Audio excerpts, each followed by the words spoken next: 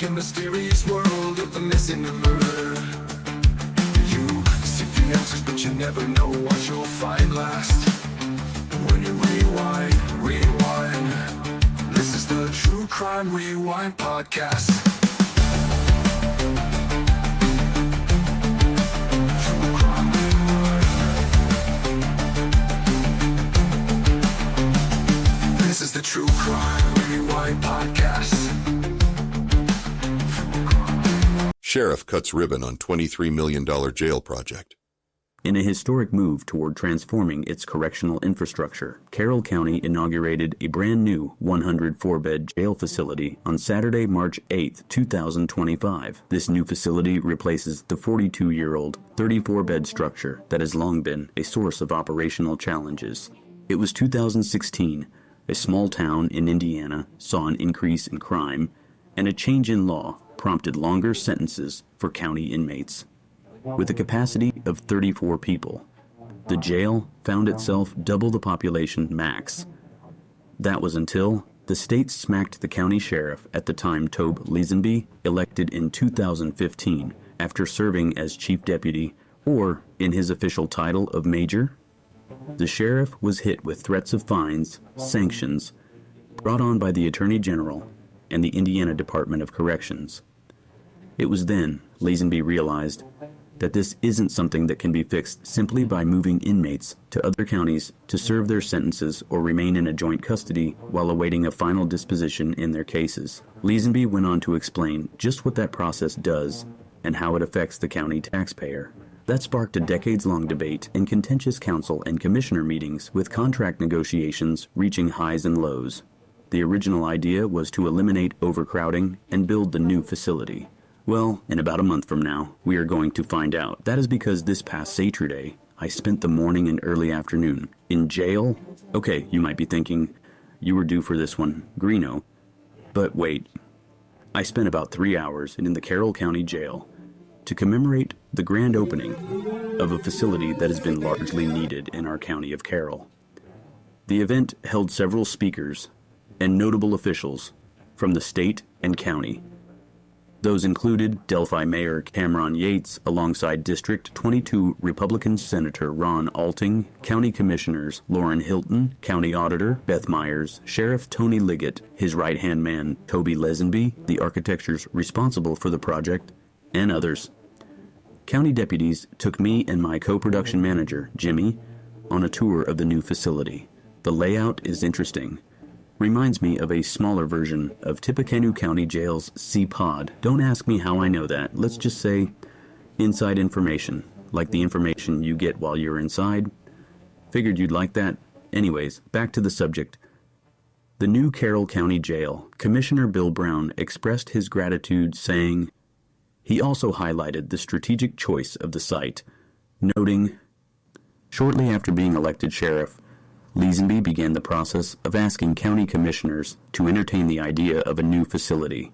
In 2014, the Indiana criminal justice system saw its first change in a long time, making the strategy a plan to promote rehabilitation and reformation rather than punitive consequences for breaking the law. This change put more stress on county jails, as the state gave the Department of Correction the ability to turn down receipt of low-level felony offenders and nonviolent offenders. This led to overcrowding in the Carroll County Jail, with inmates illegally sleeping on the floor, in cells, day rooms, and even occupying the recreational room. The state compelled the sheriff to resolve these issues or face severe sanctions from the State Board of Directors, with the Indiana Department of Corrections and the Indiana Attorney General's office. The overcrowding issue persisted, with the old jail, built in 1983, often housing up to 60 inmates in a facility designed to hold 34. The facility included a drunk tank and a padded cell, which could hold additional inmates. But these were far from ideal solutions. The plumbing system, mold, and bacteria posed significant health risks to both inmates and staff. The old jail also lacked modern amenities, with inmates sharing a single shower area and outdated HVAC systems. As the overcrowding issue continued, Carroll County had to house inmates in other county jails and correctional facilities. This was not a cheap solution, as it cost the county roughly $10,000 a month to have individuals held in Warren and White counties. Sheriff Leesenby calculated that it could cost taxpayers nearly $1.5 million over 5 years. The county council and commissioners agreed that a new jail was needed, but they couldn't agree on how the jail would be funded or the type of construction contract. The commissioners entered into a contract with a company out of Fort Wayne, Construction Control Incorporated, as a construction manager as advisor. However, this type of contract put all the responsibility of the jail project on the county, with no guarantee that the construction company would stay within the budget. Under the dark cloud of the Delphi murders, an unresolved tragedy that continues to haunt the city, a seismic shift in power is rattling the corridors of law enforcement. In a twist that few could have predicted, Police Chief Steve Mullen stepped down effective January 7, 2020, leaving behind a legacy of relentless investigation and a force still grappling with its past. Mullen now embarks on a new chapter as a criminal investigator with the Carroll County Prosecutor's Office, his departure echoing like a final note in a grim symphony. In an equally dramatic turn, Delphi's Mayor Shane Evans, fresh off a fiercely contested victory against Dale Seward, has promoted longtime stalwart sergeant Brooke McCain to the role of police chief. McCain, whose journey began on the streets as a patrolman in August 1990 and who ascended to sergeant in February 2001, now faces the daunting task of steering a department in turmoil as its every decision is scrutinized against the backdrop of the ongoing Delphi murder mystery. Yet the real shockwaves continue to ripple through the system. In a bold reshuffling of roles, Mayor Evans has relinquished his civic post to appoint Anita Whirling before transitioning to a new role as deputy prosecutor for Nick McClelland. This unexpected maneuver came on the heels of Judge Benjamin Diener's resignation, a development that has propelled Evans into the high-stakes arena of the circuit court, a position that promises to redefine, and now, after Nate Lamar caught in a scandal and web of lies and deceit, Steve Mullen steps back into the top cop in the city of Delphi. The question is, what political figure is about to change positions within the powerful? I just don't know. But what I do know is this. The new Carroll County Sheriff's Office and jail will be approximately 33,600 square feet, and it will be able to house 104 beds. The facility will be utilized for intake, booking, holding cells, evidence, storage, and administrative offices. Poly Jail Building Company was tasked with furnishings and installing 44 modular steel cells, security hollow metal, detention furnishings, security hardware, mezzanine, security mesh, and security glazing. Poly Jail Building Company contract. Amount $4,612,508. Total construction cost $24,940,800. Start date January 2023. Estimated completion date September 2025. General contractor BW Construction, 615 Russell Avenue, Indianapolis, Indiana 46225. Architect Elevatus Architecture, 111 East Wayne Street, Suite 555, Fort Wayne, Indiana 46802, 260-424-9080. Phone Sheriff Tony Liggett, 310 West Main Street, Delphi, Indiana 46923-76556-42413. Phone number for the Sheriff's Office. Poly Jail Building Company self-performs the installation of all detention equipment for every project and is signatory with the International Union of Ironworkers. Partners that are a part of this project include Accurate Controls, Inc. for security electronics, Global Security, Glazing for security, Glazing, Kane Innovations for security mesh, Marathon Engineering for padded cells, Modern Detention Equipment for detention furnishings, mezzanine, and stairs, Norix for detention equipment and furnishings, Steel Cell of North America for modular steel cells, Titan Steel Door for security, hollow metal, and security ceilings, Willoughby Industries for plumbing fixtures, Despite these contentious debates, the new jail was finally built, costing more than $23 million. Over $3 million more than expected. In a major upgrade from bars to brick. Rust to real estate, the new facility, spanning approximately 33,600 square feet, is designed to house 104 inmates, dramatically reducing the overcrowding that has plagued the county. The expanded space is not just about numbers. It's about creating an environment that meets modern standards of safety and efficiency. Sheriff Tony Liggett expressed considerable optimism regarding the new facility's potential to advance rehabilitation efforts. With the enhanced capacity and modern amenities, the Sheriff's Office is set to roll out comprehensive education programs, including GED classes and substance abuse recovery initiatives. These programs aim to better prepare inmates for successful reintegration into society and to reduce recidivism. The booking area consists of a center area for corrections staff working in the booking area in a large rectangular room. The room is lined with cells that have a window where the light is always on, and the echoes of slamming doors and screaming inmates lashing out. Guards pissed off at them, but take it out on you.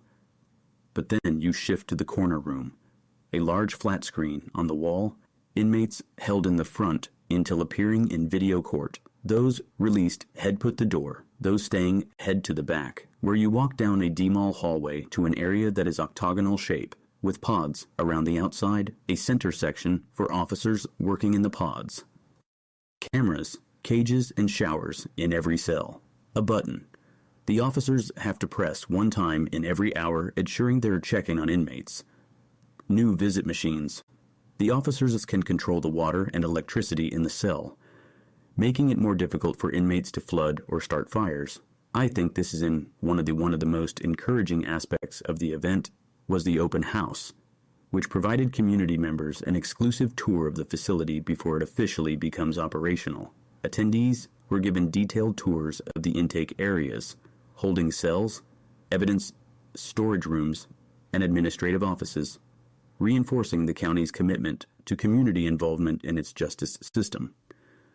The new jail is a showcase of technological upgrades, modern security cameras, call boxes, and video visitation kiosks replace the old, limited, face-to-face interaction windows. Individual cells now feature private showers, desks with seating, and updated furnishings. The transition to a digital mail system, which will scan all correspondence for access via tablets, is a significant leap forward. Compared to the manual, paper-based system of the past, the facility also includes a state-of-the-art kitchen, evidence rooms, detectives' rooms, training facility rooms, and a locker room for deputies. Additionally, the new jail has a laundry facility and various closets and storage spaces. A controversial yet noteworthy change is the re-implementation of the trustee system. Previously discontinued because of disruptive behavior and security breaches, the trustee program is now poised for a comeback under tighter controls. Jail Commander Lori Sustarsik expressed confidence that, with the expanded space and modern monitoring systems, the trustee system can again serve as a beneficial program for low-risk offenders, offering responsibilities such as facility maintenance and laundry services. Today's inauguration is not merely a celebration of new infrastructure. It signals a broader shift in Carroll County's approach to corrections.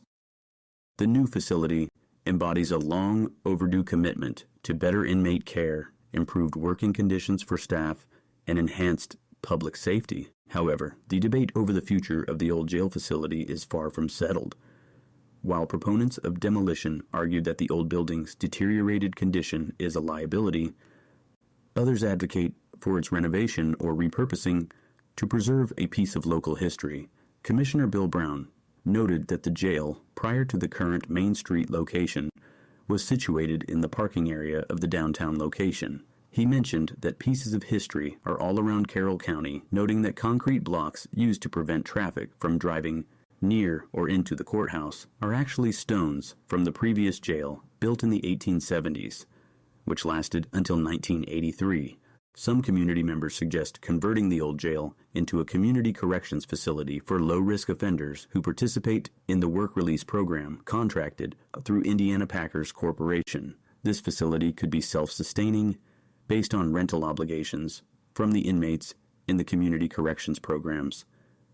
These inmates could also serve as a form of free labor, as many of them will work just to have something to do. With all the funding spent on the jury trial for Richard Allen and the jail project, many locals are wondering about the high spending year in 2024/2025.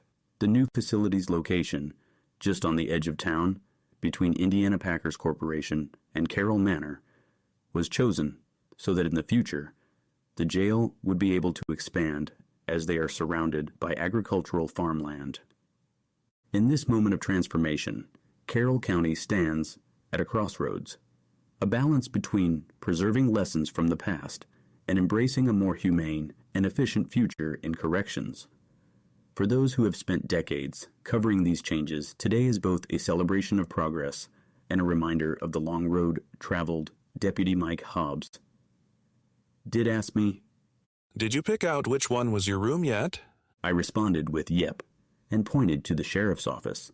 Investigative journalist and social media digital content director and producer Anthony Greeno attended the event to gain a better understanding of the status of the facility, the costs of county funds, and how do those revenue sources on scene to gather information and be the eyes and voice that focus on transparency, accountability, in the pursuit of truth to find justice. So head on over to the platform where you follow us the most, official Facebook page. Hit that like button, turn on notifications to follow, click the bell icon, and select all to stay updated with our daily news bulletins. Carroll County Comet Facebook page. Now don't forget to subscribe on YouTube. Catch up with us on X and pick up your edition of the Carroll County Comet this Wednesday. Remember, in a world where often the answers are unknown, you can't predict tomorrow and we can't change yesterday. But remember, love and kindness resolve any issue better than hate and humiliation, because in a world of curiosity, chaos, and conviction, every saint has a past, and every sinner has a future. Treat everyone with respect, and please don't be a bully on the internet. Story by Anthony Greeno. Okay, you guys ready? I am. The screen's on. You can go look at it. It is on? Yeah. No, go ahead. Okay. Actually, you know what? I'm going to go bring it over here. You can... Yeah, I'm rolling.